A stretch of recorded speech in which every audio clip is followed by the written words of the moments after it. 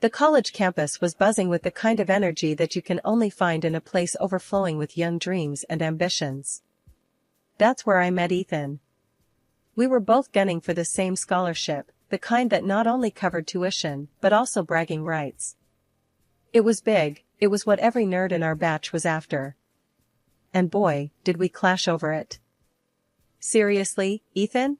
You think you can outdo me on the thesis? Dream on. I'd scoff at him across the library, my eyes barely lifting from my laptop. He'd just grin, that annoyingly confident smirk that drove me nuts. Ava, I'll see you at the finish line. Better bring your A game. We were both stubborn as hell, each convinced we were the rightful winner of that grant. Our debates got so heated, sometimes I thought we'd end up setting the lecture halls on fire with our arguments. Your argument on the economic theories is so half-baked, I could serve it for breakfast, Ethan once told me during a mock debate. The class had erupted in laughter, and I could feel my cheeks burning, not just from embarrassment but from the raging fire to prove him wrong. Oh, please, your so-called innovative perspective is just recycled trash. Heard it all before, Ethan, I shot back, not missing a beat. It wasn't just about the scholarship, it was a battle of wits, pride, and, unbeknownst to us at the time, a budding attraction that neither of us wanted to admit. Our rivalry was the talk of the campus. We were always at each other's throats, challenging one another to do better, be smarter. But as the final decision on the grant neared, something shifted between us. Maybe it was the late-night study sessions that ended in shared coffee breaks, or the way we'd inadvertently learn more about each other's lives beyond the books. You know, for a smartass, you're not that bad, I found myself saying one night as we left the library together, the campus quiet around us. Ethan chuckled, shoving his hands in his pockets. Look who's talking. I've seen you help the freshmen with their assignments. Not the heartless competitor everyone thinks. It was strange, this new dynamic. Our banter softened, tinged with a reluctant respect that slowly melted into something warmer. When the day of the scholarship announcement came, we sat next to each other, an unspoken truce between us. May the best man, or woman, win, Ethan whispered, his hand brushing mine. I remember the rush of emotions when they called my name. But what stood out more was the genuine smile on Ethan's face. Guess you were the best man after all, he said, his laughter mingling with mine. From that day forward, our relationship took a new turn. We were still competitive, but it was different. We challenged each other to be better, supported each other's dreams. Our arguments turned into discussions, our banter into inside jokes. And somewhere along the line, we stopped being rivals and started being something more. Moving in together was the easiest decision we'd ever made. It felt like the natural next step, a testament to how far we'd come from those two hot-headed students who couldn't stand to be in the same room unless it was to argue over academic theories. Our friends were shocked. You too? Really? They'd ask, disbelief written all over their faces. Yeah, really, we'd say, exchanging looks that spoke volumes of the journey we'd been on. From rivals to roommates to, dare I say, soulmates. Living with Ethan was like being in our little bubble. But bubbles are delicate, and ours was no exception, especially when it came to dealing with his folks. Martha and John were as traditional as they come, and our choice to live together without the whole marriage shebang didn't sit well with them. Not at all. It was like a broken record every time we saw them. You're living in sin, Ava. It's not right. Martha would start, her tone laced with disappointment and a touch of scorn. She was a pro at guilt trips, making sure to sprinkle in stories of her own purity. John and I didn't even kiss until we were married. Can you imagine? I tried to keep my cool, respect was important to me, but boy, was it hard. Martha, times have changed. People don't wait for marriage to be together anymore. It's normal. Ethan stood by me, bless him, but it was like talking to a wall with them. John would chime in, voice heavy with this sense of betrayed values. We raised you better, Ethan. You're supposed to be a decent man, not swayed by this. That's what I was to them. Never Ava, always this, as if I were some bad influence instead of the person their son loved. Ethan tried to bridge the gap. Mom, Dad, I love Ava. We're happy. Can't you just be happy for us? But nope, it was like everything he said just bounced off them. Martha, with her knack for drama, would clutch at her pearls, literally. Happy? How can we be happy when you're living in sin? It's not right, Ethan. You know it's not. The worst part? Ethan was caught in the crossfire. His folks made it seem like I had him under some spell. You've changed, son. This isn't you, John would say, shaking his head like Ethan was some puppet gone rogue. And me? I was trying not to lose it. I respected their beliefs, sure, but the constant judgment was a drag.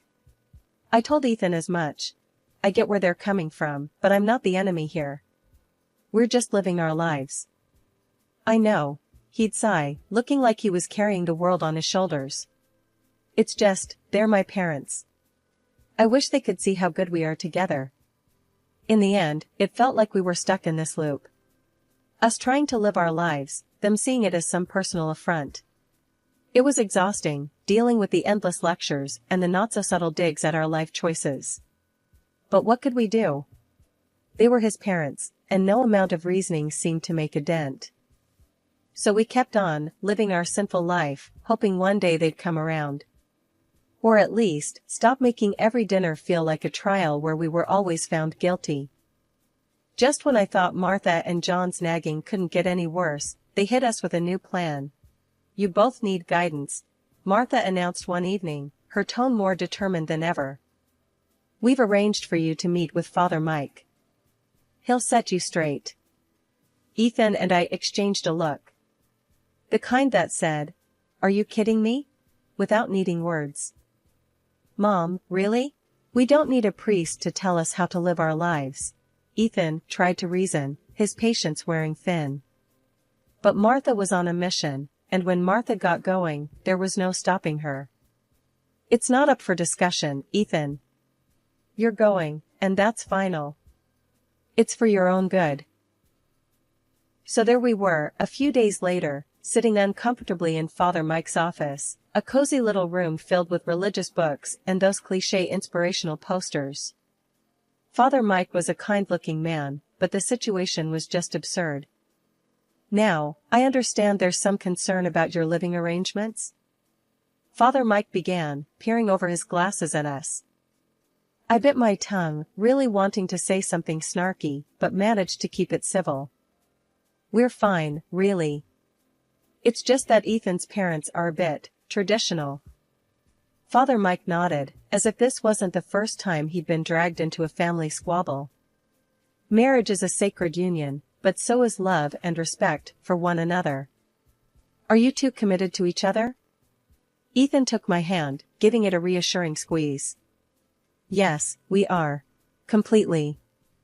The priest smiled, then turned to some of his books, probably looking for some wise quote to throw at us. But before he could get into it, Ethan cut in. Look, Father, we appreciate what you're trying to do, but we're happy. Isn't that what matters? Father Mike looked at us, then, after a long pause, he closed his book. You're right. Happiness and commitment are what truly matter.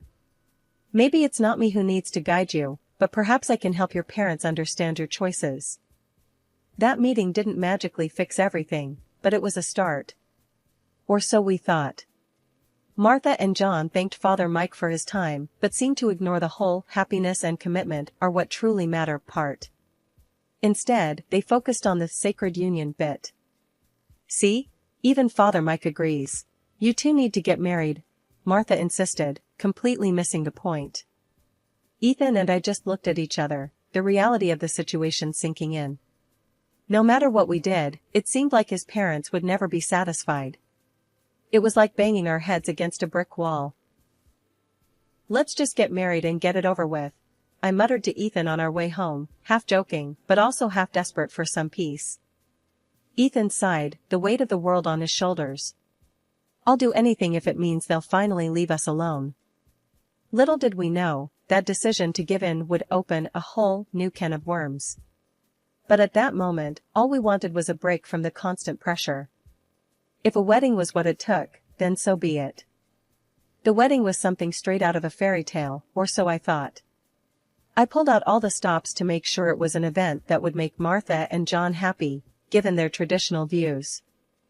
The church was decked out in flowers, the music was solemn yet uplifting, and I was dressed in a gown that was the very definition of elegance.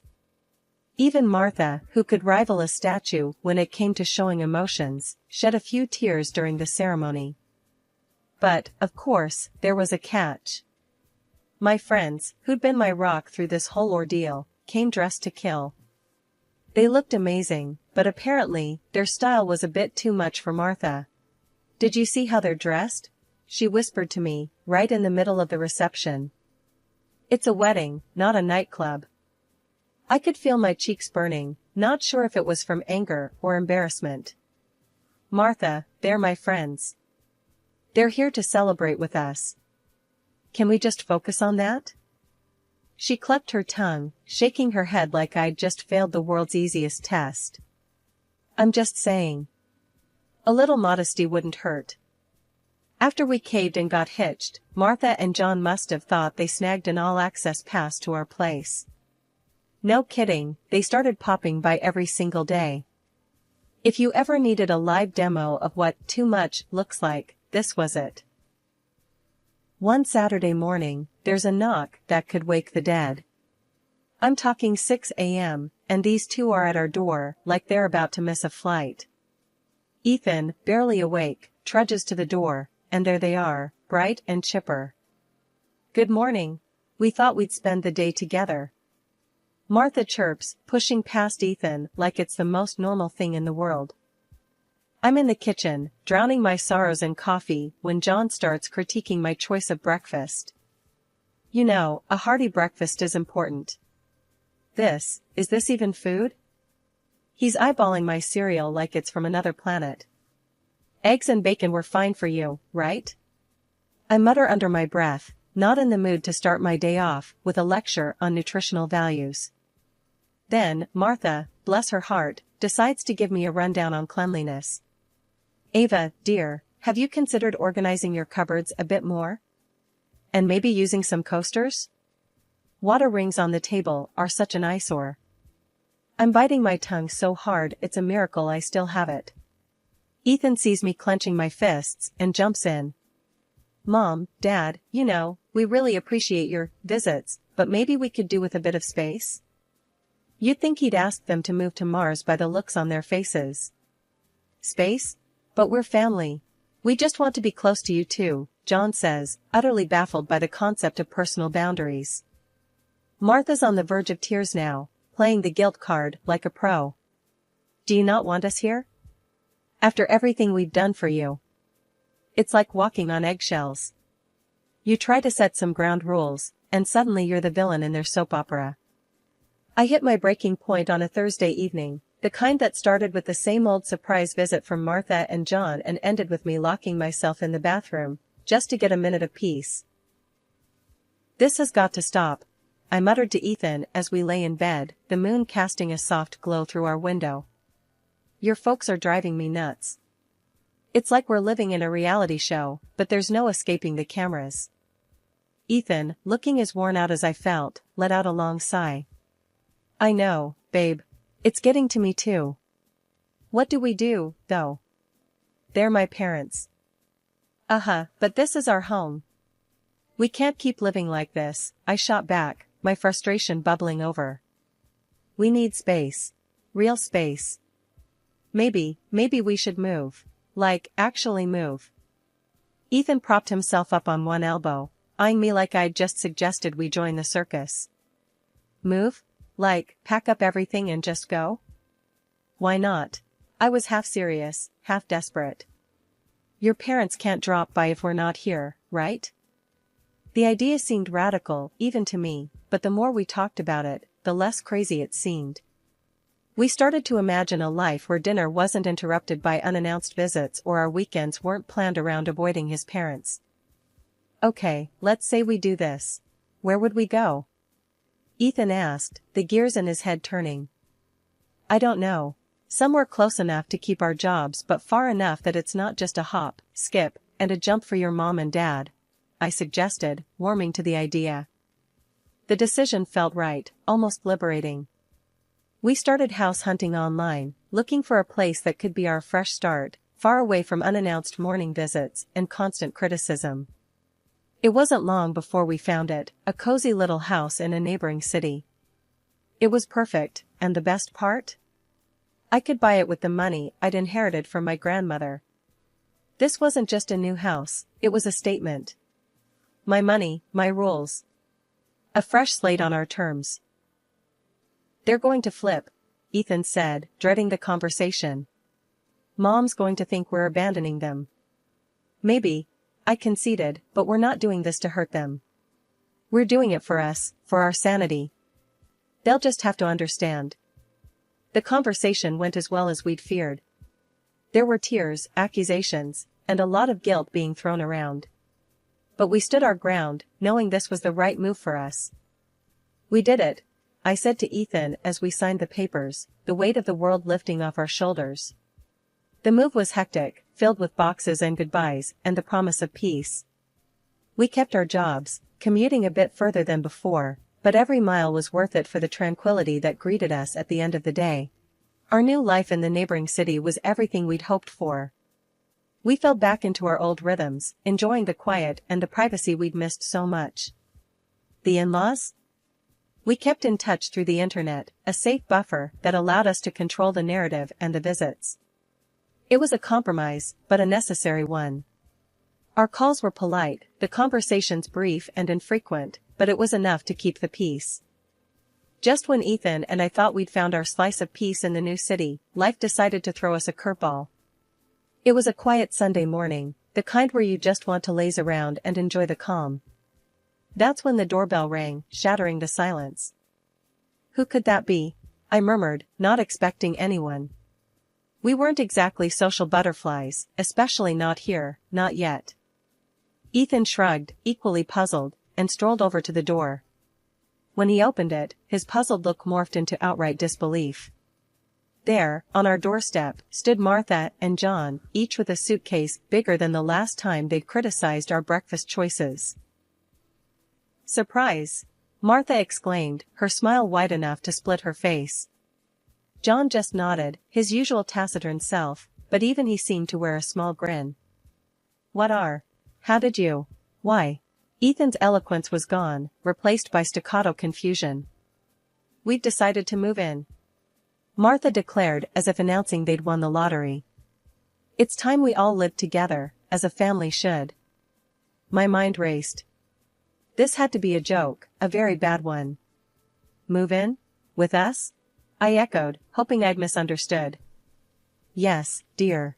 We sold our house. We're here to stay," Martha said, pushing past Ethan, making herself at home as if she hadn't just dropped a bombshell on our doorstep. Ethan and I exchanged a look of sheer panic. "You can't just decide to move in with us," I managed to say, finally finding his voice. Martha and John weren't just shocked at our refusal, they were outraged. "You can't possibly expect us to leave. We're family, and this house, it's as much our son's as it is yours," Martha asserted, her voice a mix of indignation and disbelief. John, usually more reserved, joined in with a surprising fierceness. "Exactly. Ethan's our son, and you're living here, thanks to him. You're just a freeloader, making decisions that aren't yours to make." I could barely contain my laughter, not because it was funny, but because of the sheer audacity. Ethan's face was a picture of shock, turning to me with wide eyes as if to say, "Are they serious?" "Hold on a minute," I said, still chuckling as I went to retrieve a folder from our home office. I flipped it open to a very important document, the deed to the house. I made sure they could see it clearly. "See this? This house was bought with the money I inherited from my grandmother. I am the sole owner. So, actually, it's entirely up to me who lives here. And you," I pointed squarely at Martha and John, "are not staying." Martha's mouth opened and closed like a fish out of water, while John's face turned a shade of red I hadn't seen before. Ethan stepped beside me, a proud yet stern look on his face. "You heard her. Ava bought this house." Not me, not us, Ava. And we've decided together that moving in uninvited isn't an option. After I dropped the bombshell about owning the house, Martha tried to play her final card, all but declaring squatters' rights on account of Ethan living with me. He's our son. We have every right to be wherever he is. We're family, and that means we stay together, she announced, puffing up like a peacock. I couldn't help it, a laugh escaped me, before I could clamp it down. This was it, the moment I'd been keeping close to the chest for just such an occasion. Well, here's a fun fact for you, I said, the smile on my face growing wider by the second. Ethan and I? We're not actually married. Not legally, anyway. The wedding was for show, to get you off our backs about living in sin. The look on Martha and John's faces? Priceless. Like they'd swallowed lemons whole. What do you mean not married? That whole ceremony. Martha's voice trailed off, her brain unable to compute. Yep, a ceremony without the paperwork. So, technically, you're not my in-laws.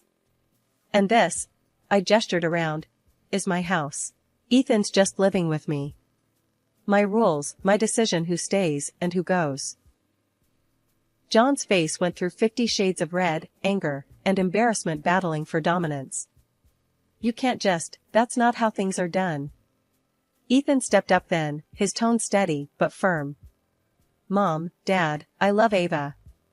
And I'm tired, so tired, of the way you've treated us, her especially. We did what we had to live our lives on our terms. It's time you went home.